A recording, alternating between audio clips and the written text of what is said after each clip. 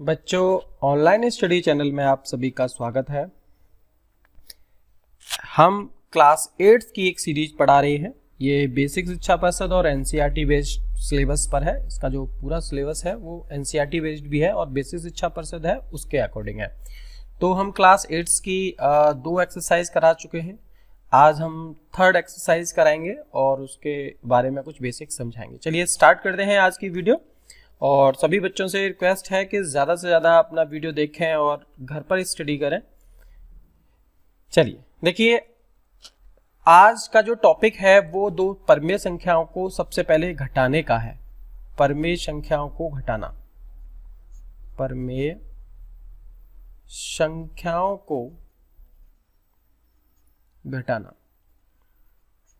तो जैसे हम ऐड करते थे उसी तरीके से हम घटाने का काम करते हैं। जैसे कि सपोज करो मैंने 2/3 प्लस ये तो माइनस में कराना है तो माइनस का लेते हैं। तो 2/3 माइनस 1/3 अगर मैंने किया, दोनों का डिनोमिनेटर अगर इक्वल है तो मैं बहुत आसानी से कर सकता हूं कि 2 माइनस 1/3 हो जाएगा। डिनोमिनेटर मतलब अंश में से अंश माइनस कर दिया, बटे में हर कर दिया। अगर हर समान है तो आंसर 1/3 हो गया। तो ये चीज़ आप जोड़ में भी करते थे।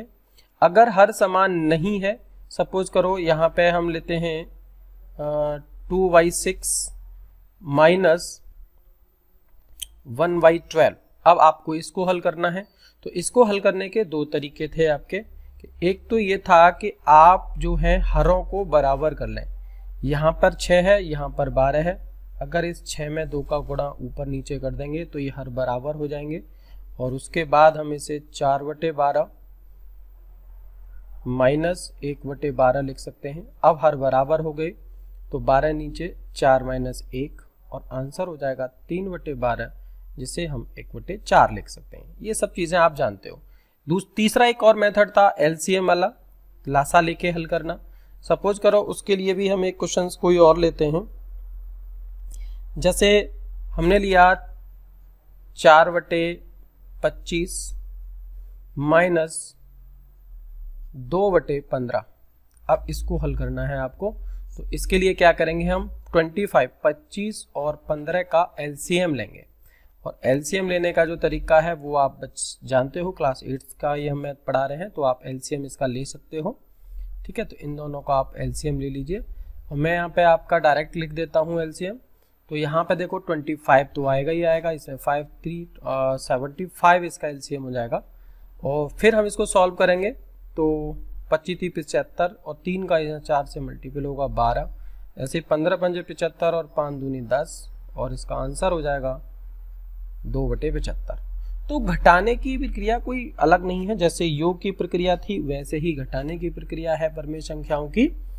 ठीक है, अब इसी घटाने को संख्या रेखा पर कैसे निरूपित करते हैं हम, जैसे हम योग को भी करते थे, वो भी आपको क्लास 8 के बच्चों को थोड़ा सा आना चाहिए। तो एक एग्जाम्पल हम लेते हैं। इसमें आपको -4/7 में से माइनस सपोज करो 12/7, ये भी माइनस का है, इसको आपको माइनस करना है। तो संख्या रेखा पर इसको निरूपित हम कैसे करते हैं और उसके द्वारा हम कैसे सॉल्व करते हैं तो वो आप समझ लीजिए। तो संख्या रेखा पर निरूपित करने के लिए आप जानते हैं कि संख्या रेखा एक नंबर लाइन खींचेंगे हम, जहां बीच में हमारा एक 0 होता है और फिर एक साइड में प्लस और एक साइड में हमारे माइनस होते हैं। ठीक है, तो यहाँ पे अब आपको इसको अगर संख्या रेखा पे सॉल्व करना है तो इसके लिए आप क्या करेंगे, यहाँ पे देखिए दोनों ही नेगेटिव वाले हैं।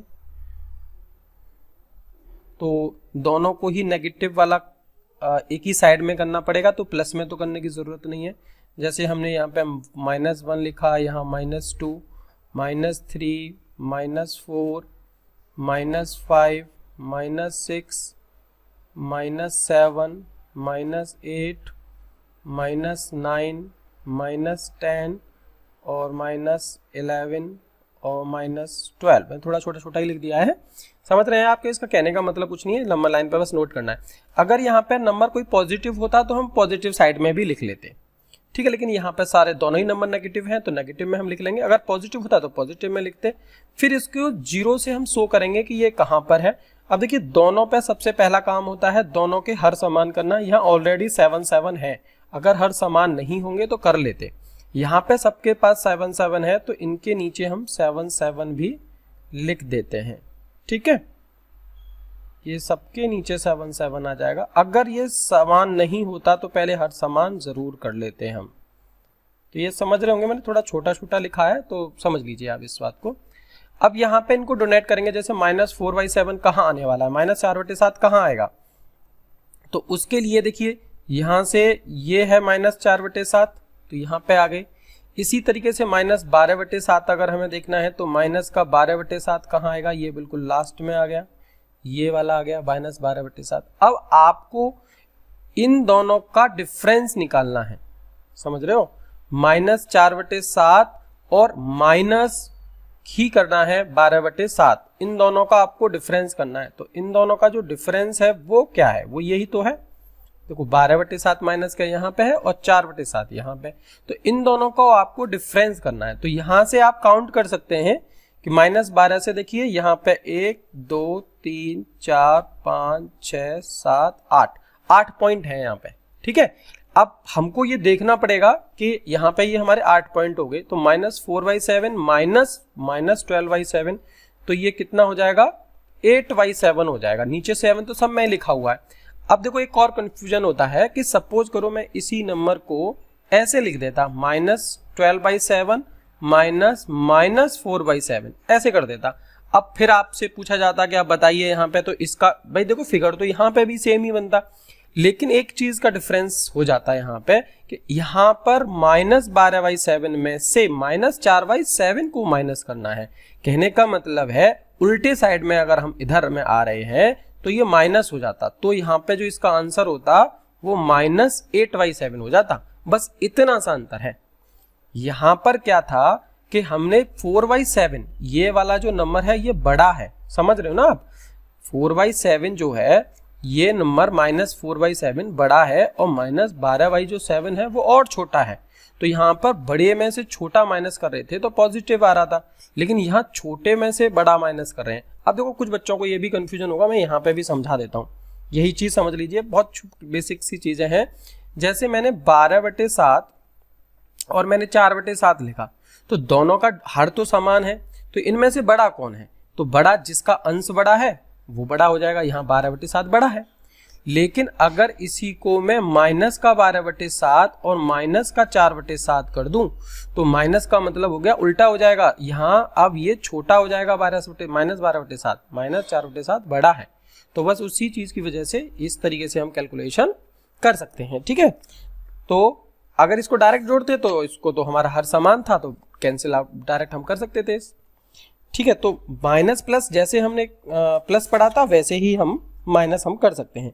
एक एग्जांपल और ले लेते हैं छोटा सा, जैसे कि अगर कहे कोई -5/4 में से माइनस करना है 5/-6, ये थोड़ा सा मैं दोबारा लिख देता हूं, -5/6 इसको माइनस करना है। तो देखिए -5/4 चाहो तो देखो इस माइनस को इस माइनस से आप प्लस कर सकते हो, माइनस माइनस प्लस, तो भी आपका आंसर आ जाएगा। यहाँ पे यहाँ हमने 12 एलसीएम ले लिया, 4 × 3 = 12, 12 × 5 = 15, माइनस का 15 प्लस 6 × 2 = 12, 5 × 2 = 10 और आंसर आ जाएगा माइनस का 5/12। बट ऐसे आप नहीं करें तो ज्यादा बेटर है, कर सकते हैं आप, करने के लिए कैलकुलेशन तो हो रही है, लेकिन अब यहाँ पे ये आपका माइनस करना कहाँ रहा, ये तो जोड़ना हो गया। तो इसीलिए आप इसको ऐसे ही करिए कि -5/4 -5/6 और इसका एलसीएम हमने लिया 12, तो यहाँ पे आएगा -15 माइनस 6 × 2 = 12 माइनस का 10। ठीक है, अब यहाँ पे इस जगह पे इसको सॉल्व कर लीजिए, माइनस माइनस प्लस ये बटे 12, तो इसका आंसर जो होगा -5/12 हो जाएगा।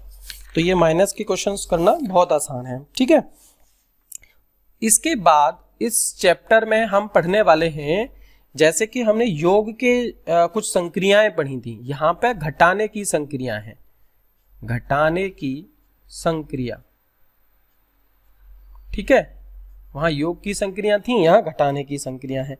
तो सबसे पहला जो रूल है यहां पे वो है संवरक। संवरक हमने योग का भी पढ़ा था। तो यहां पे संवरक में क्या कहता है कि जैसे a, b ये अगर दो परमेय संख्या हैं, परमेय संख्या हैं, तो a माइनस b दो परमेय संख्याओं का घटाना भी एक परमेय संख्या होगा, परमेय संख्या होगा। तो ये हमारा रूल हो गया समवर्ग का। एग्जाम्पल ले लेते हैं, जैसे कि आपसे बोला जाए कि -5/8 एंड -3/7 ये दोनों एक परमेय संख्या है, दोनों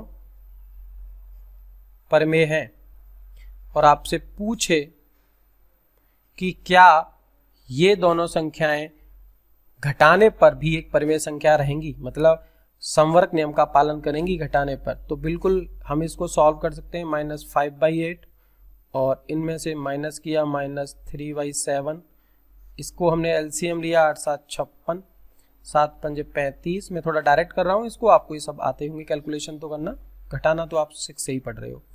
7 8 56 8 3 24। तो यहाँ से जो एक नंबर निकल के आएगा ये प्लस हो जाएगा, माइनस का 11/56 आएगा, और ये भी एक परमेय संख्या है, एक परमेय संख्या है। तो आप ये बात समझ सकते हो कि परमेय संख्याओं के घटाने में भी समवर्ग नियम का पालन होता है। समवर्ग का मतलब ही सिंपल सी यही लाइन होती है कि अगर कोई दो संख्याएं परमेय हैं तो उनका घटाने के बाद भी जो संख्या आएगी वो भी परमेय होगी। ऐसे ही दो संख्याएं अगर परमेय है तो उनका योग भी समवर्ग होता है, तो उन दोनों को जोड़ने के बाद भी जो समवर्ग संख्या आएगी वो भी एक परमेय संख्या होगी। दूसरा यहाँ पे हम रूल पढ़ते हैं क्रम विनिमेय। क्रम विनिमेय, तो क्रम विनिमेय पे घटाने के लिए क्रम विनिमेय का क्या रूल है अब ये समझते हैं। जैसे योग में हमने समझा था कि जैसे योग के लिए क्या था कि जैसे ए बी परमेय संख्या थी, परमेय है, तो a plus b is equal to b plus a था। ये था हमारा योग का क्रम विनिमेय, ये हमने ध्यान है आपको। लेकिन जब हम यहाँ घटाने पर क्रम विनिमेय का यूज करेंगे कि a माइनस बी और b माइनस ए, क्रम विनिमेय का मतलब होता है क्रम को पलट देना, तो ये दोनों इक्वल नहीं होते हैं। ठीक है, तो हम कह सकते हैं कि परमेय संख्या घटाने पर परमेय संख्या क्रम विनिमेय नियम का पालन नहीं करती, क्रम विनिमेय का पालन नहीं करती। ठीक है, जैसे कि कोई एग्जांपल ले लीजिए छोटा सा, जैसे कोई भी आप एग्जांपल ले सकते हो।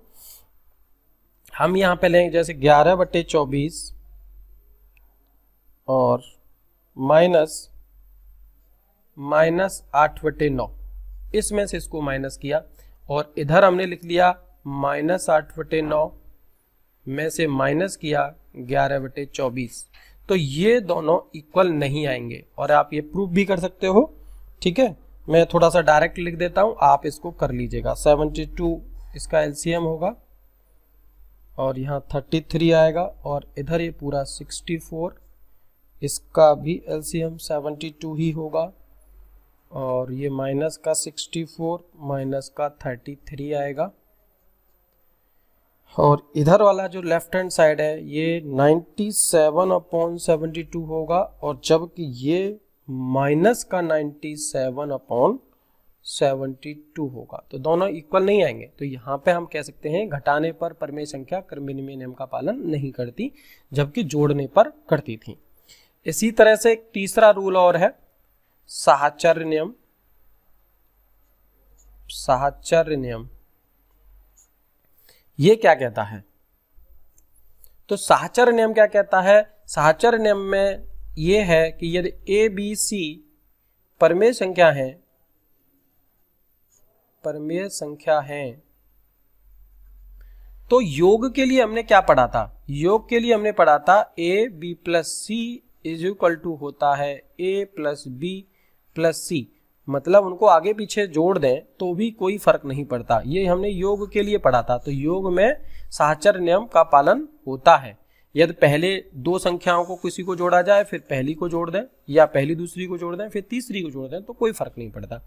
लेकिन अब यहाँ पे माइनस के लिए बात करें कि जैसे a माइनस बी माइनस सी, और यहाँ पे हम कर दें a माइनस बी माइनस सी, तो ये पॉसिबल नहीं है, ऐसा नहीं होता। तो यहाँ पे हम ये लिख सकते हैं कि घटाने पर परमेय संख्या साहचर्य नियम का पालन नहीं करती। ठीक है, ये बहुत बेसिक सी यहाँ पे बात है। तो आप इसको सॉल्व भी कर सकते हो, कोई एक एग्जांपल ले लें, एग्जांपल आप कर लीजिएगा, मैं बस थोड़ा सा समझाने के लिए लिख देता हूँ। जैसे 3/4 माइनस 1/5 कोई नंबर है, इसको इस तरीके से हमने लिखा कि पहले इन दोनों को कर दिया इसमें। ठीक है, ऐसा कोई ज़रूरी नहीं है कि आप पहले दोनों को लिखें या बाद में लिख लें, उससे कोई फर्क नहीं पड़ता। और माइनस 2/3 ये हो गया। अगर हम इधर वाली साइड में लिखेंगे तो ये जैसे कि हमने 3/4 माइनस 1/-5 माइनस 2/3। ठीक है, तो इस तरीके से हमने लिख दिया, आगे पीछे लिख दिया, उससे कोई फर्क नहीं पड़ रहा। तो ये भी आपस में इक्वल नहीं होंगे, आप इसको प्रूफ कर सकते हैं। चलिए हम इस एक्सरसाइज स्टार्ट करते हैं। फर्स्ट सी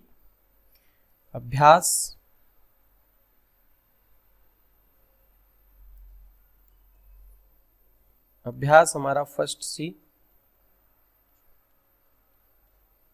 तो अभ्यास फर्स्ट सी में पहला वाला क्वेश्चन है, हल कीजिए।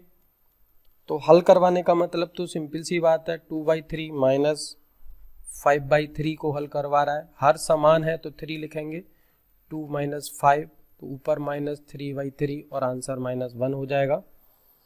इसी तरीके से सेकंड वाला पोर्शन भी देखिए, इसका पहला क्वेश्चन है, ये सेकंड पोर्शन देखें, 2/3 माइनस 5/3, इसमें भी दोनों के हर समान है, तो 2 माइनस -5 और ये 2 प्लस 5/3 हो जाएगा और आंसर हो जाएगा 7/3।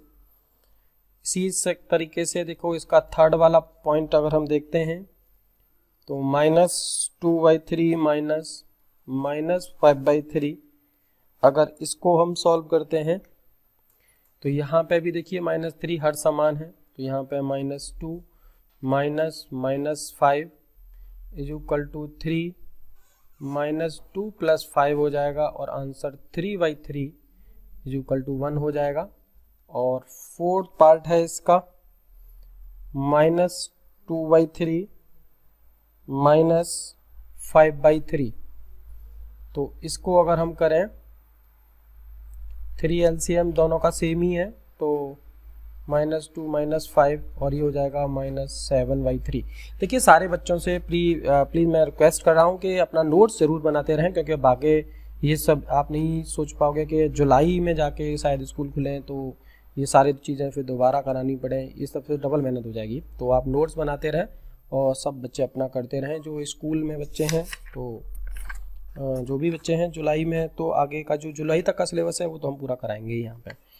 देखिए क्वेश्चन नंबर हम 2 की बात करते हैं।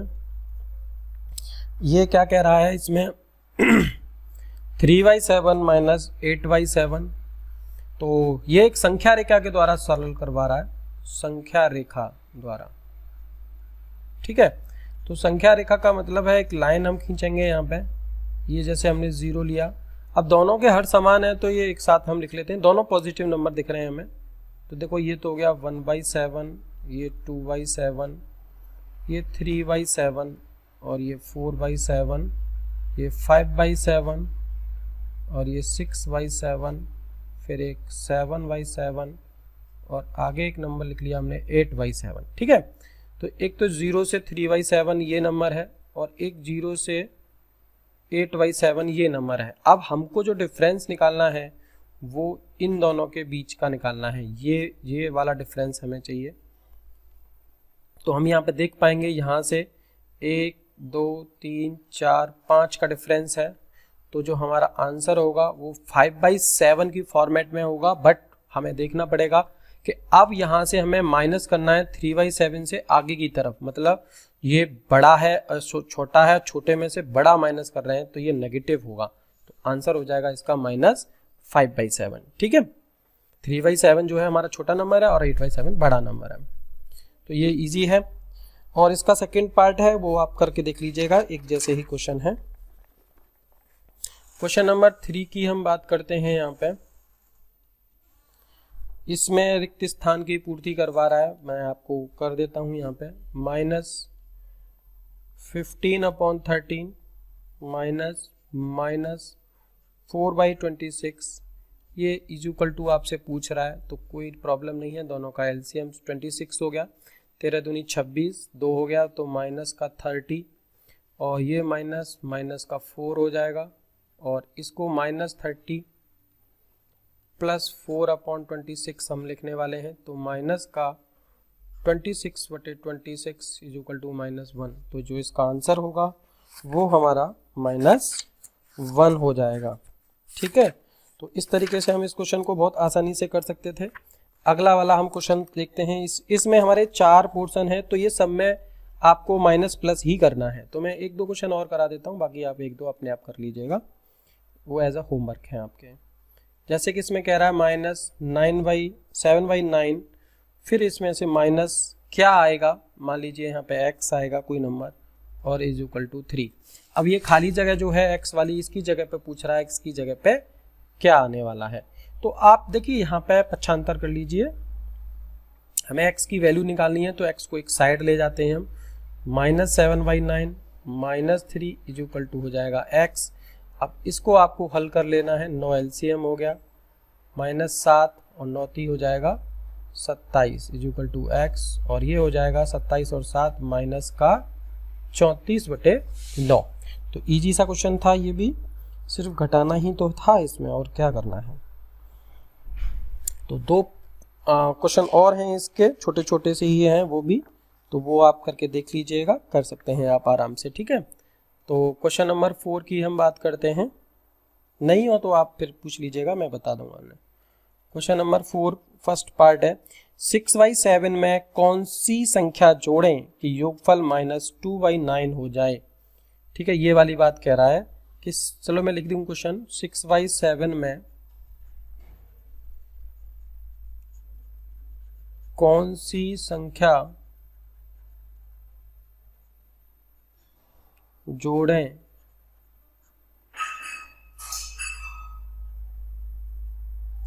कि योगफल -2/9 हो।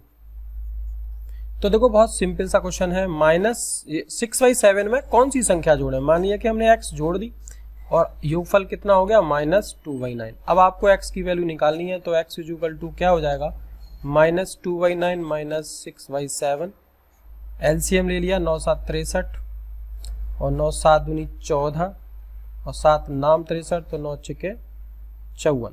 अब इन दोनों को माइनस माइनस है तो ऐड हो जाएंगे, 8 6 8 68/63, ये माइनस का हो गया।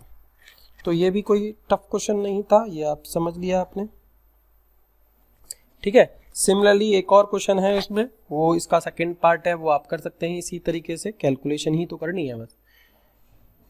क्वेश्चन नंबर 5 हम देखते हैं। क्वेश्चन नंबर 5 में क्या कह रहा है, इसमें कह रहा है कि 2 परमेय संख्याओं का योगफल -5 है, यदि उनमें से एक संख्या -16/7 है तो दूसरी संख्या क्या होगी।